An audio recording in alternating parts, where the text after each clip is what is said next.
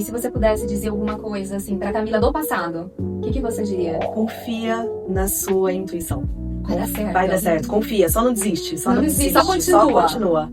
Não tem medo de fazer a escolha que o teu coração tá mandando, confia. E se você pudesse deixar um recado pra Camila daqui 10 anos, o que você projeta pra ela?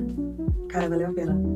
Valeu a pena. Você se imagina assim, onde você vai estar daqui 10 Sim, anos? muito. Eu gosto muito da parte de poder transmitir o conhecimento. Então, quando a gente fala de franquear, quando a gente fala do processo de poder passar esse conhecimento para que outras pessoas também possam executar a mesma forma, né, de atendimento, eu acho isso muito importante.